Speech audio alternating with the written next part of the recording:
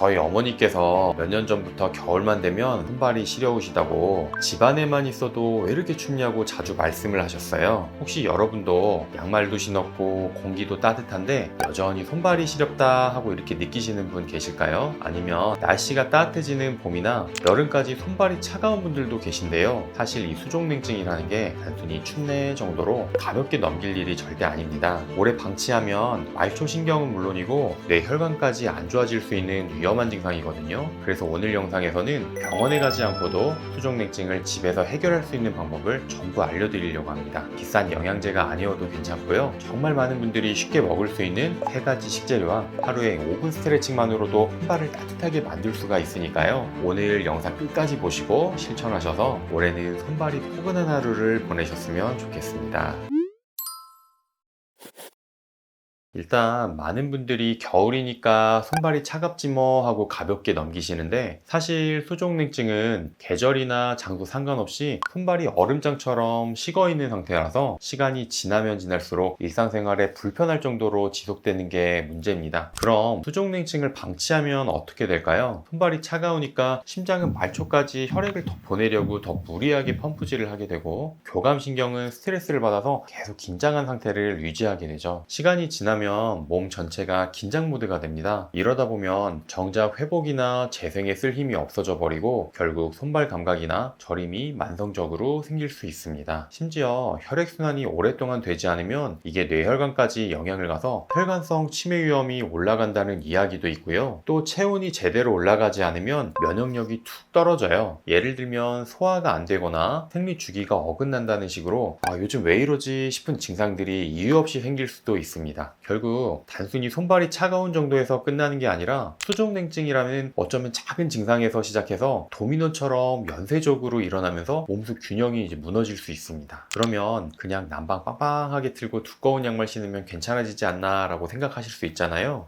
만약 손발이 차가운 게 정말 추위 때문이었으면 이미 해결이 되셨을 거예요. 하지만 보통 수족냉증은 한두 번의 보온으로는 잘 안 나아집니다. 왜냐하면 이 증상의 원인이 단순한 혈액순환만의 문제가 아니기 때문인데요. 결국 중요한 건 손발만 잠깐 덮이는 게 아니라 온몸이 순환이 잘 돼서 속안이 진짜 따뜻해지는 이런 상태가 돼야 되는 거거든요. 그러려면 왜 수족냉증이 생기는지, 그리고 나는 어떤 이유에 해당하는지를 알아야 됩니다. 그래야 나에게 맞는 맞춤형 회복법을 적용하실 수가 있어요.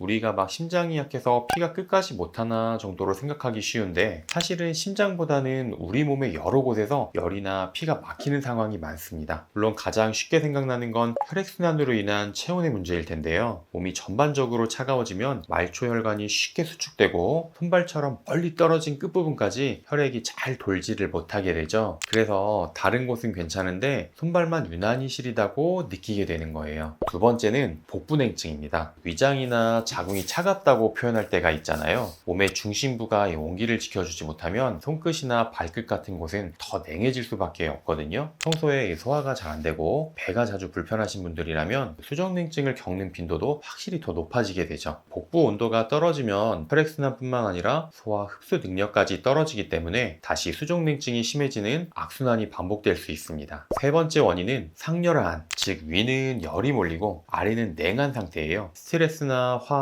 긴장 같은 것들이 가슴 위쪽에 열을 쌓아두고 발이나 다리 쪽에는 열을 거의 못 보내게 되는데요. 그러다 보면 머리는 뜨거운데 정작 발은 차갑게 식게 됩니다. 이런 분들 특징이 밤에는 가슴이 답답하고 얼굴이 화끈거려서 잠을 설치게 되시고요. 어렵게 잠이 들어서 자다 보면 새벽에는 발이 시려서 뒤척이는 경우가 또 많습니다. 네 번째는 체액 부족입니다. 말 그대로 혈액과 체액이 충분해야 따뜻한 피가 이 말초까지 다 닿을 텐데, 물을 적게 마시거나 다이어트로 영양소가 부족해지면 손발까지 온기를 보내기가 어려워져요. 특히 피부 건조나 변비가 잦은 분들은 이 문제를 꼭 확인해 보셔야 합니다. 그리고 평소에 커피나 찬 음료에 너무 익숙해지면 혈관이 수축돼서 더 춥게 느껴질 수도 있으니까 미온수나 따뜻한 차로 바꾸는 것만으로도 수족냉증이 나아질 수 있습니다. 마지막으로 말초혈관 자체가 손상되거나 노화되는 경우입니다. 당뇨나 고지혈증, 갑상선 저하증 같은 병이 있으면 모세혈관이 잘 망가져서 조금만 추워도 손발이 얼어붙고 작은 충격에도 감각 이상이 생기기가 쉬워요. 이럴 때는 아무리 외부에서 열을 공급해도 손끝 발끝이 금방 식어버리니까 힘들 수 있습니다. 결국 수족냉증을 해결하려면 왜 내가 손발이 차가운지를 먼저 알아야 합니다. 원인을 정확히 모르고 핫팩 붙이고 난방 세게 하면 되겠지라고 생각하시면 오히려 증상이 심해질 수가 있어요. 아직 초기에 손발이 잘 차가워지네 이렇게 싶을 때 원인을 좀 찾아보시고요. 거기에 맞춰서 생활 습관을 바꾸면 충분히 개선할 기회가 생길 수 있습니다. 예를 들어서 혈액순환과 체온이 떨어져 있으면 저녁에 스트레칭이나 가벼운 운동을 좀 해주시는 게 좋고요. 복부가 차가우신 분들은 생강차처럼 속을 따뜻하게 해주는 식품을 드시고요. 상열 하한이신 분들은 반신욕보다는 족욕이 효과적입니다. 그리고 가볍게 어깨와 등 스트레칭으로 윗열을 좀 내려주시면 더 좋고요. 말초혈관 손상이 의심되면 기저질환 치료와 근력 운동이 필수가 되겠습니다.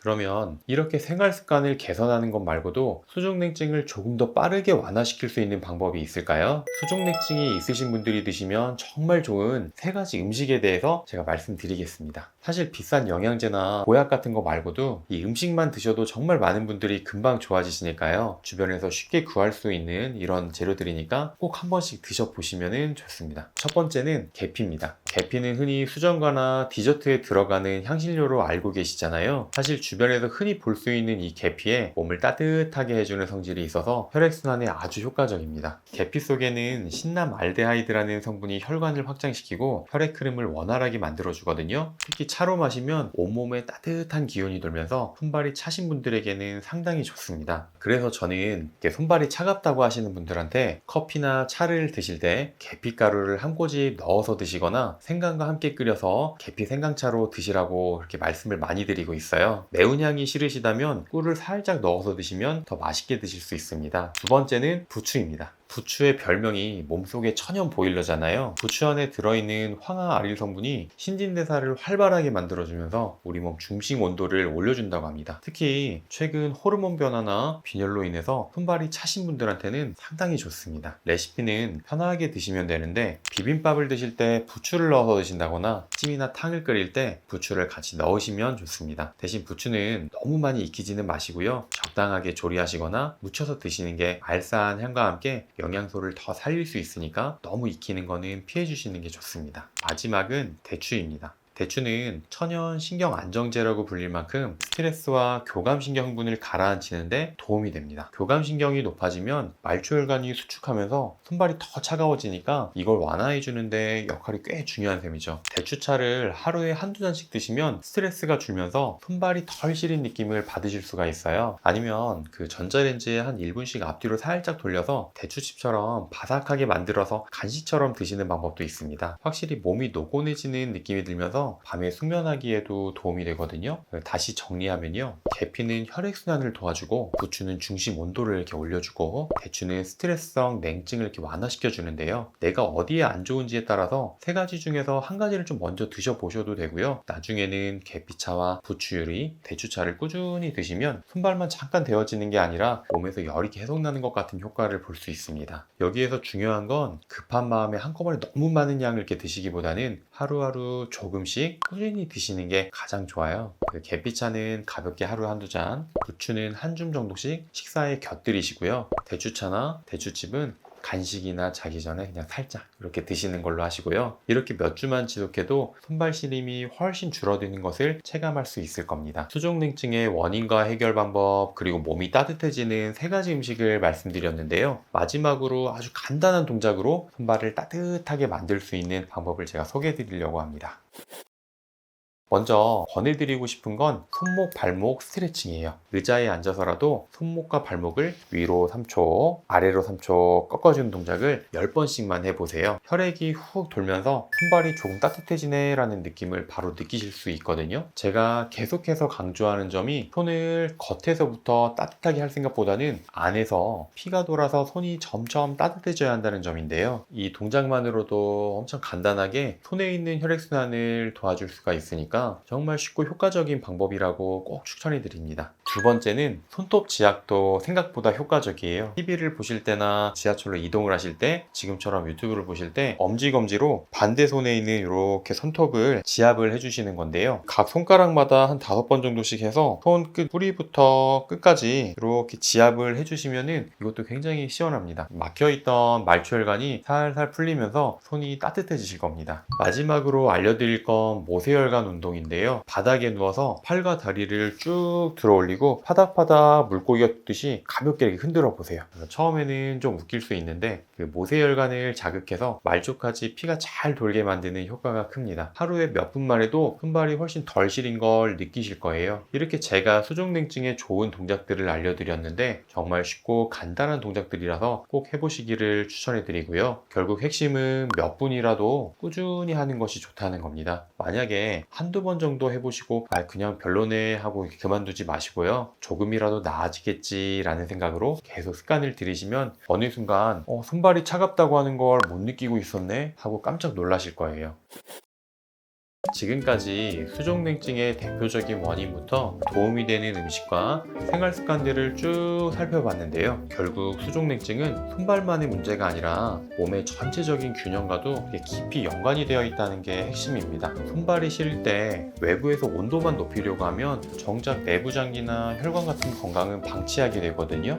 계피, 부추, 대추 같은 따뜻한 식재료를 꾸준하게 드시고요. 손목, 발목 스트레칭이나 반신욕 같은 방법으로 내 몸 안팎에서 동시에 열을 만들어줘야 정말 따뜻해진 손발을 유지할 수 있습니다. 물론 모든 방법이 하룻밤 사이에 효과를 내진 않을 수 있어요. 특히 이미 손발 저림이나 만성 피로가 심하신 분들은 갑상선이나 당뇨, 빈혈 같은 기저질환이 숨어 있을 수 있으니까요. 병원에 가셔서 전문적인 상담을 받으시는 걸 추천해 드립니다. 오늘 영상은 병원에 가기는 애매하고 집에서 쉽게 해결할 수 없을까 하시는 분들을 위해서 작은 습관과 변화로도 바꿀 수 있는 방법을 알려드렸습니다. 앞으로도 제 채널에서 건강과 관련된 정보를 말씀드릴 테니까요. 구독과 좋아요 눌러주시고요. 궁금한 점은 댓글로 알려주시면 저도 함께 고민하고 좋은 팁을 많이 전해드리겠습니다. 오늘도 끝까지 시청해주셔서 진심으로 감사드립니다.